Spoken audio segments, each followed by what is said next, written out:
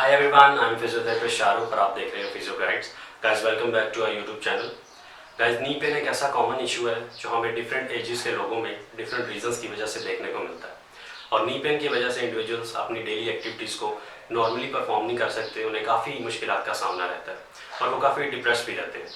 तो आज इस वीडियो में मैं आपको कुछ ऐसे एक्सरसाइजेस बताऊँगा जो कि आप इजीली अपने घर पे परफॉर्म करके अपने नी को स्ट्रेंथन कर सकते हैं और अपने नी पेन को भी रिड्यूस कर सकते हैं।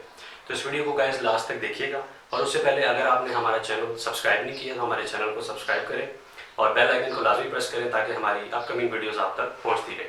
तो गाइस बगैर देर किए चले शुरू करते हैं।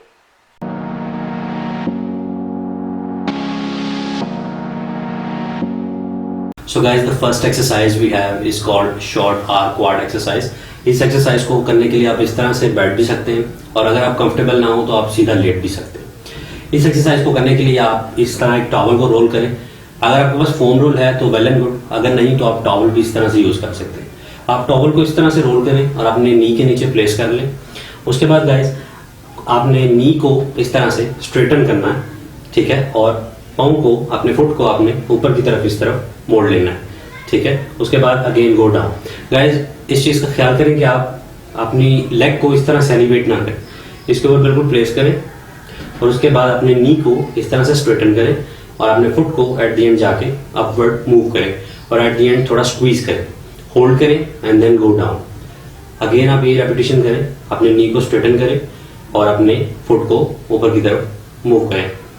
गाइस ये एक्सरसाइज आप स्टार्ट कर सकते हैं 10 रेपिटेशंस के साथ। अगर आपको इजी लगता है तो आप रेपिटेशंस 20-25 कर सकते हैं और फिर भी अगर आप इसमें कंफर्टेबल हैं तो आप एंकल्स के अराउंड एंकल वेट भी यूज कर सकते हैं। So guys, the second exercise we have is called bridging। इस एक्सरसाइज को करने के लिए आप इस तरह से सीधे लेट जाएं, अपने नीज को आप इस तरह से बेंड करें, हैंड्स को नीचे प्लेस कर लें और आपने अपने बट एरिया को यानी बटक को आपने ऊपर की तरफ लिफ्ट करना है, बिल्कुल इस तरह से। गाइस याद रहे कि आपने बहुत ज़्यादा आर्चिंग नहीं करनी, इस तरह से आपने बस इतना सा स्ट्रेटनिंग में जाएं और फिर नीचे स्लोली आ जाए। Again go up, come down slow. इस एक्सरसाइज को भी आप 10 रेपिटेशन से स्टार्ट कर सकते हैं, but if you find it easy आप रेपिटेशन बढ़ा भी सकते हैं। So guys the third exercise is also bridging, but this time हम ब्रिजिंग एक बॉल के साथ करेंगे, वो मैं आपको बताता हूँ। ब्रिजिंग इस बॉल के साथ करने का मकसद ये है कि ये आपके डिफरेंट मसल्स को टारगेट करेगा, ना सिर्फ नी जॉइंट, आपके हैमस्ट्रिंग्स और ग्लूट्स को भी टारगेट करेगा। इस एक्सरसाइज को करने के लिए दोबारा से आप लेट जाएं, बिल्कुल इस तरह से। आपने ये बॉल अपने इस तरह से टांगों के बीच में, नीज के बीच में प्लेस करना, ठीक है। और सबसे पहले जो स्टेप है, आपने नीज को स्क्वीज करना, मतलब बॉल को अपने नीज के साथ इस तरह से स्क्वीज करना।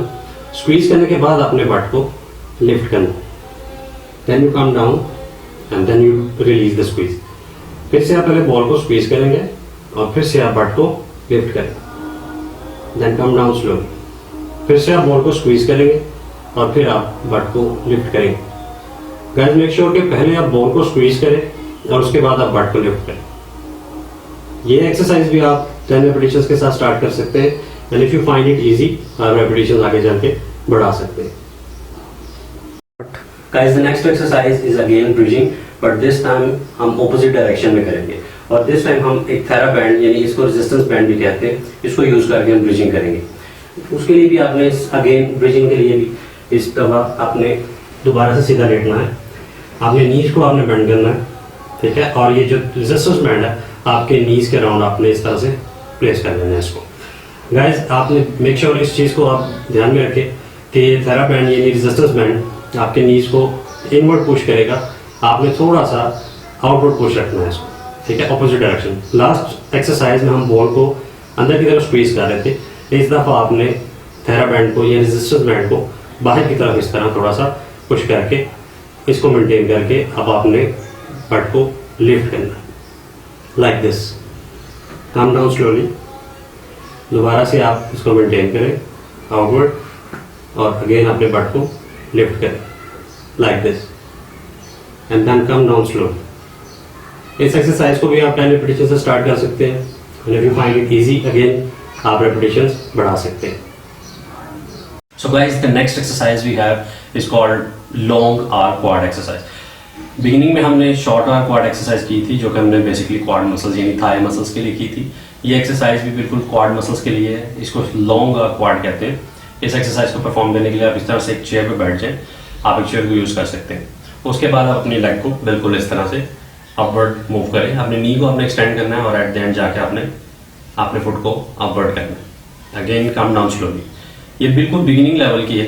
दोबारा से इसको नी को इस तरह से एक्सटेंड करें और फुट को अपवर्ड मूव करें। गाइस, अगर इस चीज़ को आप इजी समझते हैं, आपको इजी लगता है, ये आप इसमें कंफर्टेबल है, तो आप एंकल्स के अराउंड वेट भी यूज़ कर सकते हैं। और रेजिस्टेंस बैंड, जो कि हम पहले डिस्कस कर चुके हैं, रेजिस्टेंस बैंड भी आप एंकल के अराउंड यूज़ कर सकते हैं। और एंकल वेट्स भी मार्केट में अवेलेबल है, उनको आप इजीली यहाँ पे एंकल पे प्लेस करके उसके रेजिस्टेंस के अगेंस्ट आप इसको लिफ्ट कर सकते हैं अपने नी को, बिल्कुल इस तरह से।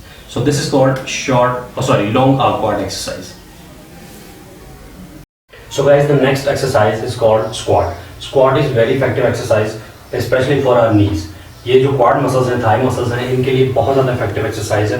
और इस एक्सरसाइज को करने के लिए आप इस तरह स्टैंडिंग पोजीशन में आए, अपने जो नीज हैं उनको कोशिश करें कि आपके टोज से थोड़ा पीछे हो, क्योंकि अगर आप इनको अपने टोज से इस तरह आगे करेंगे बैंडिंग जाते हुए नीचे, तो आप बहुत ज़्यादा प्रेशर एक्सर्ट करेंगे अपने नीज के ऊपर। तो कोशिश करेंगे अपने नीज जो है आपके टोज से थोड़ा पीछे रहें, आपके टोस ना ज़्यादा बाहर की तरफ हो और ना ज़्यादा अंदर की तरफ हो। ये कोशिश करें कि बिल्कुल फॉरवर्ड की तरफ पॉइंटेड हो, बिल्कुल सामने पॉइंटेड हो। उसके बाद आपका ये जो हिप एरिया है, इसके ऊपर आपने लीन करना है इस तरह से। इमेजिन कि आप एक चेयर पे बैठने लगे हैं इस तरह से। सपोज कर लें कि आपके पीछे एक चेयर पड़ी है और आप चेयर के ऊपर बैठना है आपने, ठीक है। तो उस पोजीशन में आपने बिल्कुल जाना है नीचे। सो नाउ गाइस, स्क्वाट करने के लिए आप बिल्कुल इन चीज़ों को फॉलो करें और नीचे की तरफ आपने जाना है, फ्लोर की तरफ, इस तरह से, इस पोजीशन।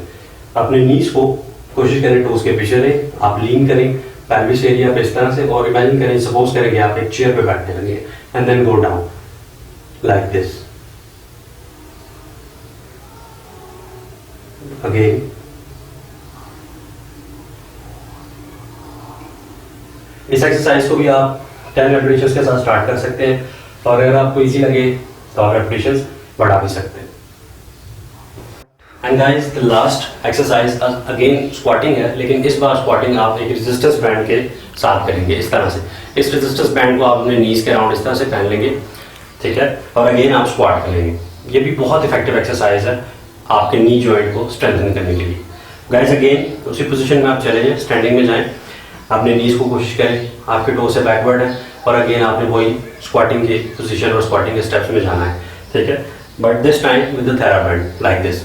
वही चीज़ बताऊंगा कि इमेजिन कि आप एक चेयर पे बैठ रहे हैं, ताकि आप इस पेल्विस एरिया पे, हिप एरिया पे लीन करें इस तरह, ठीक है। आपकी बैक कोशिश करें स्ट्रेट रहे, आपके नीज जो है वो फुट से थोड़ा पीछे रहे, और फुट जो है कोशिश करें कि बिल्कुल forward pointed. Now go down like this. You will feel resistance. जब आप नीचे जाएंगे तो इसकी अच्छी खासी एक रेजिस्टेंस जो है वो आपको around the knee joint feel होगी, जस्ट लाइक दिस।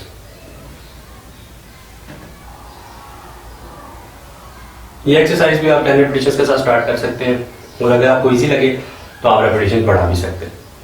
तो गाइस, ये थी हमारी आज की वीडियो। अगर आपको हमारी आज की वीडियो पसंद आई तो लाइक और शेयर लाजमी कीजिएगा, और अपने कीमती कमेंट सेक्शन में लाजमी दीजिएगा। तो मिलते हैं आपको एक नई वीडियो के साथ, एक नई टॉपिक के साथ। तब तक के लिए खुदा हाफिज़।